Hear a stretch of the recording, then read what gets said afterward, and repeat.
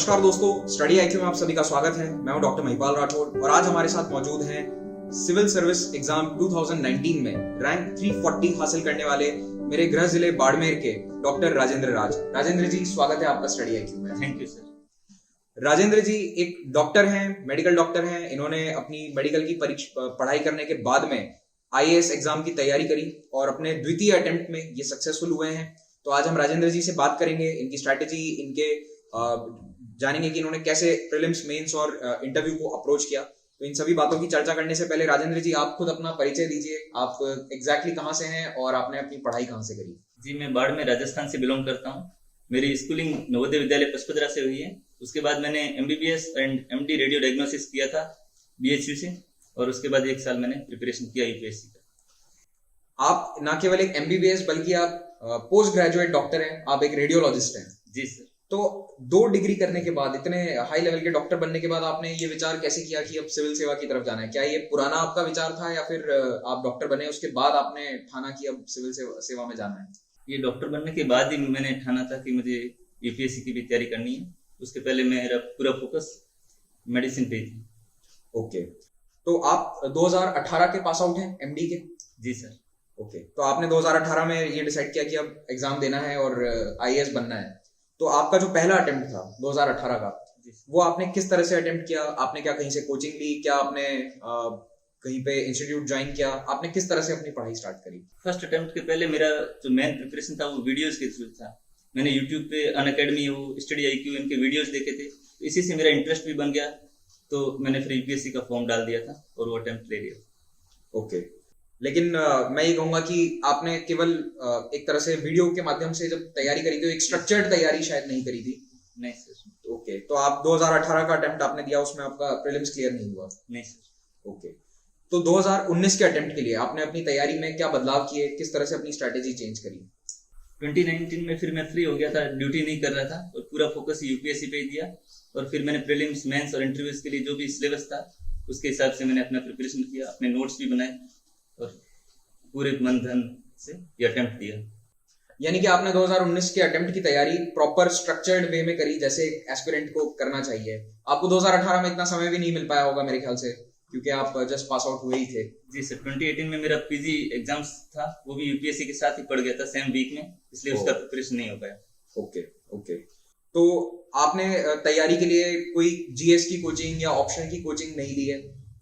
नहीं, प्रिपरेशन के लिए मैंने इंटरनेट से जो भी मटेरियल था वो यूज किया और टेस्ट सीरीज ज्वाइन कर रखा था। ओके ओके, तो टेस्ट सीरीज के माध्यम से आपने तैयारी करी, तो उसके लिए आप कैसे पढ़ाई करते थे? यानी कि टेस्ट के अनुसार आप पढ़ाई करते थे या फिर आप अपने सब्जेक्ट खत्म करके फिर उसके टेस्ट देते थे? इनिशियली तो टेस्ट के हिसाब से जो सिलेबस था उसको प्रिपेयर करते थे। फिर दीपावली के बाद हमने क्या किया कि अपने हिसाब से हर वीक एक सब्जेक्ट को लिया और उसको फिनिश करते गए 70 to 80%। और ऐसे करके मेंस हमने नवंबर से लेकर फरवरी के बीच में मेंस के नोट्स बना के रखे। तो आपने सेल्फ नोट्स प्रिपेयर किए जी मेंस के लिए? Okay okay. Rajendra ji, mains लिखते समय क्या आपको कभी लगा कि पेपर आपका छूट रहा है? आपका मेंस लिखने का एक्सपीरियंस कैसा रहा था? जो मैंने पहले मेंस का टेस्ट दिया था उसमें मैं 13 से 14 क्वेश्चन ही कर पाया था। तो फिर मुझे पता लगा कि इसके लिए अच्छी स्पीड बनानी है, तो हमने जो मेंस के नोट्स बनाए थे उस दौरान मेरी अच्छी प्रैक्टिस हो गई थी लिखने की। इसलिए जो मैंने मेंस के टेस्ट सीरीज दिए थे प्रीलिम्स के बाद, उसमें मेरा पेपर पूरा होता था और यूपीएससी में भी मेरे सारे पेपर्स पूरे हुए थे। अच्छा, यानी कि आपकी राइटिंग प्रैक्टिस और राइटिंग स्पीड आपके काम आई मेंस के एग्जाम में और आपने पूरे पेपर पूरे किए, कहीं भी छोड़ा नहीं। नोट्स और टेस्ट सीरीज के दौरान मेरी प्रैक्टिस हो गई थी, तो मैंने पूरे क्वेश्चन अटेम्प्ट किए थे यूपीएससी मेंस। ओके, तो यहाँ पर एस्पिरेंट्स के लिए एक मेरे ख्याल से लेसन है कि आप अपने सेल्फ नोट्स पर ध्यान दें। सेल्फ नोट्स बहुत ही जरूरी है, केवल आप मटेरियल के बेसिस पर अपनी तैयारी को निर्भर ना रखें।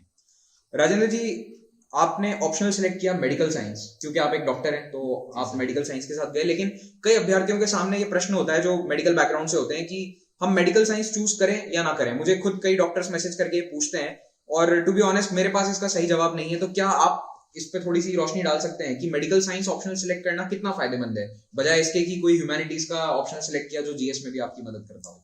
मेडिकल साइंस ऑप्शनल लेने का मुझे एक ही फायदा था कि मैंने 6 से 8 साल उसमें दिए थे, तो मुझे कॉन्फिडेंस था कि ये चीज मुझे आती है और इसको मैं कर ले जाऊंगा। बाकी ये काफी लेंथी इसका सिलेबस रहता है और रिपीटेडली इसमें रिवीजन देना पड़ता है, तो अगर आपको कोई अच्छा ऑप्शनल दूसरा मिल जाए जिसमें कम सिलेबस हो तो आप वो सेलेक्ट कर सकते हो। अगर आपने यूजी में अच्छे से पढ़ाई की है और कॉन्फिडेंस अच्छा है मेडिकल साइंस में, तो ये भी आप अडॉप्ट कर सकते हो। ओके।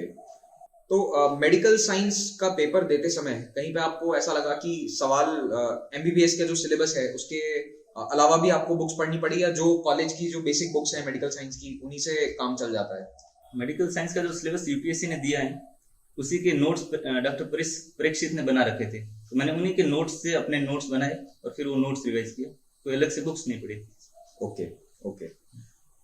इंटरव्यू की बात करते हैं, तो आप अपने सेकंड अटेम्प्ट में इंटरव्यू स्टेज तक जब पहुंचे, तो इंटरव्यू की तैयारी के लिए क्या आपने कुछ स्पेसिफिक कुछ पढ़ाई करी, जैसे कि ऑप्शनल को आपने फिर से रिवाइज किया या नहीं, और आपका इंटरव्यू किस लाइन पर हुआ? Was it based on current affairs, या फिर आपके ऑप्शनल के सवाल पूछे गए, या फिर और कोई जनरल सवाल आपसे पूछे गए? इंटरव्यू का प्रिपरेशन मैंने चालू किया जब मेंस का रिजल्ट आ गया उसके बाद। तो इंटरव्यूज में मैंने जो भी प्रोबेबल क्वेश्चंस होते थे उनके नोट्स बनाए कि क्या उसके आंसर्स हो सकते हैं, और उन्हीं नोट्स को रिवाइज करके, और 2 से 3 मॉक भी दिए थे मैंने। और मेजर जो मेरा इंटरव्यूज था वो 50% मेडिकल साइंस के क्वेश्चंस थे और 50% जीके के थे, इकोनॉमिक्स थे, आईआर थे। ओके। आप बता रहे हैं कि 50% इंटरव्यू आपका मेडिकल साइंस से था, तो क्या ऐसा था कि आपके बोर्ड में कोई डॉक्टर मौजूद थे? मतलब बाय चांस ऐसा हो गया कि डॉक्टर थे और उन्होंने आपसे मेडिकल के सवाल पूछे, या फिर जनरल बायोलॉजी या उस तरह के सवाल आपसे पूछे गए थे?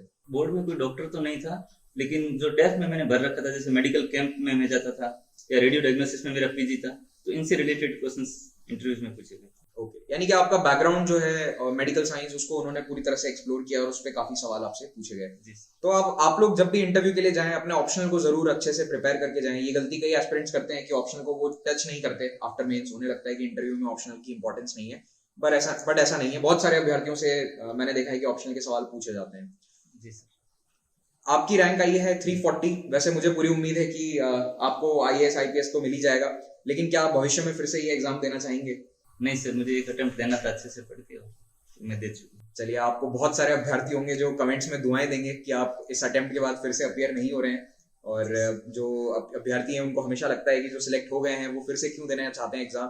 तो मेरा यहाँ पर यही कहना है कि हर व्यक्ति को, हर एस्पिरेंट को ये पूरा अधिकार है कि वो जब तक मैक्सिमम अपना रिजल्ट नहीं पा लेता, अपना ड्रीम आईएएस नहीं पा लेता, he has the right to give the exam, he और शी। तो हम आपको बधाई देते हैं कि आप 340 रैंक के साथ सेवा में जाएंगे, और आप, मुझे पूरा यकीन है कि आप बाड़मेर का नाम रोशन करेंगे। वैसे मैं ये भी बताना चाहता हूँ कि मेरा और राजेंद्र जी का गांव काफी नजदीक है, हम एक ही जिले में हैं, लगभग 40-50 किलोमीटर दूर हमारे गांव है।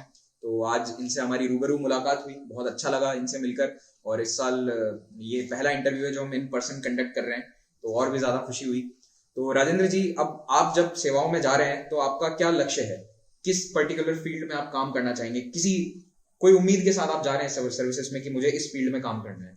काम करते टाइम मेरा जो फोकस रहता है कि जो भी काम करो मन से करो, और आपका जो वर्किंग एनवायरनमेंट है वो अच्छा रखो, आपके जो साथ में वर्कर हैं उनको मोटिवेटेड रखो, हेल्दी वर्किंग एनवायरनमेंट दो, तो जो भी काम करोगे उसमें आपको अच्छा रिजल्ट मिलेगा और अच्छे से आप काम करोगे। ओके राजेंद्र जी, बहुत अच्छा लगा आपसे बात करके, और थैंक यू सो मच, आपने समय निकाला स्टडी IQ के लिए, हमारे लिए, और हम आपको बधाई देते हैं आपके अचीवमेंट के लिए और आपके भविष्य के लिए। बहुत बहुत शुभकामनाएं। Thank you sir.